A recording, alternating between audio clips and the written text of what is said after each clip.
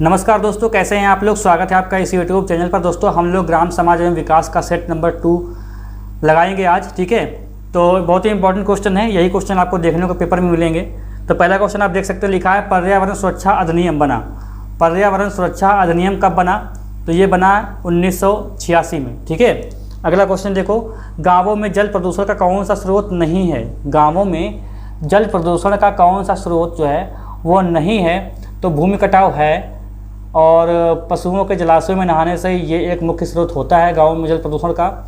मानव अवशिष्ट एवं वहित मल द्वारा ये भी होता है। लाउड स्पीकर के द्वारा ध्वनि, ये इससे कोई प्रभाव नहीं पड़ता है, ठीक है। इसका आंसर क्या हो जाएगा? दूसरा आंसर हो जाएगा। तीसरा क्वेश्चन है कि ग्रामीण विकास हेतु केंद्र से आवंटित की जाने वाली धनराशि सीधे ग्राम प्रधानों के नाम से संचालित खातों में हस्तांतरित किए जाने की व्यवस्था सर्वप्रथम किस कार्यक्रम में की गई थी? इसको आप रोक के पढ़ सकते हैं, तब तक मैं आंसर बताता हूँ। इसका आंसर क्या हो जाएगा? जवाहर रोजगार योजना, राष्ट्रीय ग्रामीण रोजगार कार्यक्रम और राष्ट्रीय सामाजिक सहायता योजना, ठीक है, योजना लिखा हुआ ये, और मनरेगा। तो इसका आंसर हो जाएगा जवाहर रोजगार योजना। अगला क्वेश्चन देखिए, राष्ट्रीय एकता समिति का गठन हुआ था। तो राष्ट्रीय एकता समिति का गठन हुआ था 1967 में। अगला क्वेश्चन, निम्नलिखित में से कौन सा कार्यक्रम भारत में हरित क्रांति कार्यक्रम का आधार बना? तो सघन कृषि जनपद कार्यक्रम, दूसरा है सघन कृषि क्षेत्र कार्यक्रम, तीसरा है सीमांत कृषक एवं भूमिहीन कृषि श्रमिक कार्यक्रम। तो इसका आंसर दोस्तों क्या हो जाएगा? इसका आंसर हो जाएगा सघन कृषि जनपद कार्यक्रम और सघन कृषि क्षेत्र कार्यक्रम, यानी पहला और दूसरा, इसका ये दोनों सही हैं दोस्तों। अगला क्वेश्चन देखते हैं, निम्नलिखित में से कौन सा हरित क्रांति का घटक नहीं है? अधिक उपज देने वाली प्रजातियों के बीजों का प्रयोग, उन्नत सिंचाई, रासायनिक उर्वरकों का जो है प्रयोग। तो दोस्तों इसका आंसर हो जाएगा उपयुक्त सभी। घटक नहीं ही पूछा गया है, तो यहाँ पर क्या हो जाएगा? उपयुक्त सभी। अगला क्वेश्चन देखिए, भारत में भूदान आंदोलन किसके द्वारा प्रारंभ किया गया? भूदान आंदोलन जो है किसके द्वारा प्रारंभ किया गया था? तो भूदान आंदोलन, ये जानते होंगे आप लोग, आचार्य विनोबा भावे, संत विनोबा भावे, इसका सही आंसर आ गया।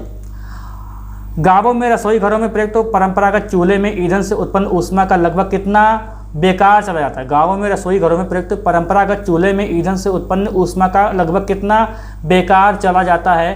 तो 10% और 30%, 70%, 90%। इसका आंसर है 70%। अगला क्वेश्चन है कि गांवों में वायु की दुर्गंध को समाप्त करने के लिए दिशा जंगल यानी मानव मल यानी विष्ठा त्यागने हेतु चाहिए। गांवों में वायु को दुर्गंध समाप्त करने के लिए दिशा जंगल यानी मानव मल यानी विष्ठा त्यागने हेतु क्या करना चाहिए? तो गांवों से दूर रहना चाहिए। महात्मा गांधी के अनुसार पखाना फिरने के लिए गड्ढा खोदना चाहिए और बाद में ढक देना चाहिए। उपयुक्त दोनों या इनमें से कोई नहीं? तो इसका आंसर हो जाएगा उपयुक्त दोनों, ठीक है। गांधी जी ने भी बहुत लाजवाब जो है बात बताई कि गड्ढा खोदो उसमें ढक दो। अगला क्वेश्चन देखो, जलवायु एवं भूमि प्रदूषण की समस्या क्या है? जलवायु एवं भूमि प्रदूषण की समस्या, पर्यावरण की समस्या है, यह है बाढ़। अगला क्वेश्चन, देश में ग्रामीण विकास हेतु प्रधानमंत्री ग्राम सड़क योजना कब शुरू की गई? ये तो क्वेश्चन आपको आना ही चाहिए यार। मई 1998, मई 1995, दिसंबर 2000, 4 मार्च 2021, सॉरी ये मार्च 2004 तो मैंने लिखा है ऑप्शन नंबर, तो मार्च 2021। क्या इसका उत्तर हो जाएगा भाई? मार्च 2021। तीसरा इसका उत्तर सही हो जाएगा, दिसंबर 2000 में। अगला क्वेश्चन, धात्री माता के 850 मिली, ठीक है, दूध से कितने मिलीग्राम कैल्शियम की प्राप्ति होती है? बताइए भाई, इसका आंसर क्या होगा? 200 मिलीग्राम, 390 मिलीग्राम और 490 मिलीग्राम, 590 मिलीग्राम। तो इसका आंसर सही हो जाएगा भाई, क्या हो जाएगा? 290 मिलीग्राम।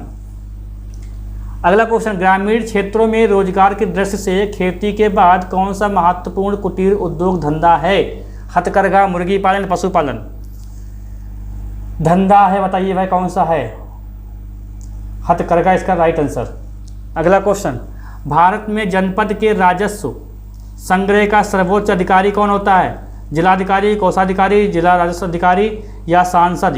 ये क्या लिख दिया? 13 वाला नहीं, ये तो गलत हो गया। हटो इसको, ये तो बेकार वैसे भी ऑप्शन है, खाली मैंने मजाक के तौर पे लिख दिया। भारत में जनपद के राजस्व संग्रहण का सर्वोच्च अधिकारी कौन होता है? तो ये होता है जिलाधिकारी। ठीक है, अगला क्वेश्चन, सीमांत कृषक किसे कहा जाता है? सीमांत कृषक किसे कहते हैं? ये सारे ऑप्शन है, पढ़ लो आराम से वीडियो रोक के, मैं तब तक आंसर बताता हूँ। इसका आंसर है जिसके पास 1 हेक्टेयर से कम भूमि हो, ठीक है, वो होता है सीमांत कृषक। अगला क्वेश्चन देखो, 20 सूत्री कार्यक्रम किस प्रधानमंत्री के कार्यकाल में प्रारंभ किया गया? लाल बहादुर शास्त्री, राजीव गांधी, मोरारजी देसाई, इंदिरा गांधी? कौन होगा इसका सही उत्तर? 20 सूत्री कार्यक्रम इंदिरा गांधी इसका सही उत्तर हो जाएगा। अगला क्वेश्चन देखो, भारत में भूमि सुधार के किस कार्यक्रम को सर्वाधिक सफल कहा जा सकता है? चकबंदी, भूमिहीनों को भूमि का वितरण, मध्यस्थी यानी जमींदारों का उन्मूलन? इनमें से कोई नहीं। तो भूमि सुधार के कार्यक्रम का सर्वाधिक सफल जो है वो कहा जा सकता है, बिल्कुल सही, मध्यस्थी जमींदारों का उन्मूलन। अगला क्वेश्चन, मरुस्थल विकास कार्यक्रम किस राज्य में नहीं चलाया गया?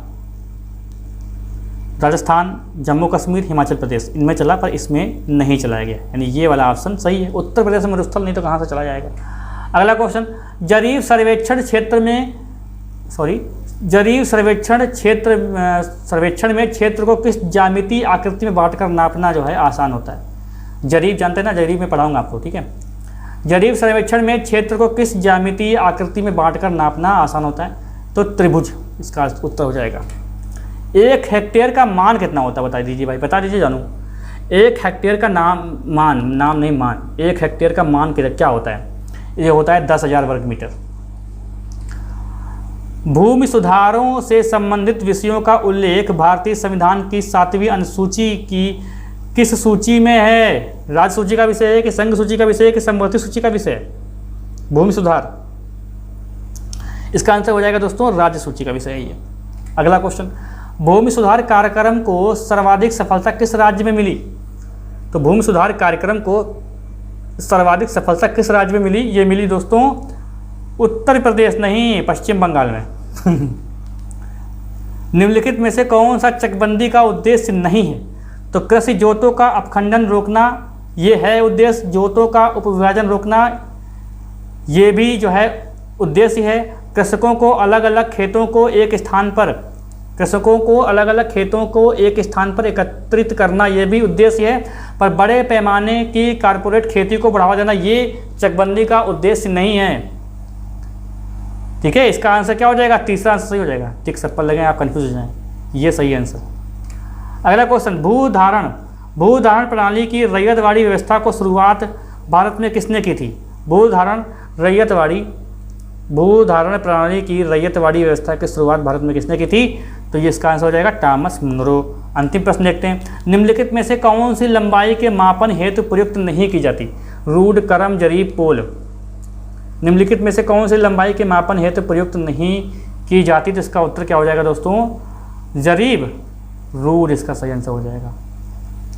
ठीक है, तो भाई यहाँ तक हो गए 25 क्वेश्चन, और आप लोग वीडियो को शेयर कीजिए। चैनल पर जो लोग नए हैं वो कृपया चैनल को सब्सक्राइब कर लें, बेल आइकन भी दबा दें जिससे वीडियो का नोटिफिकेशन आपको रेगुलर मिलता रहे।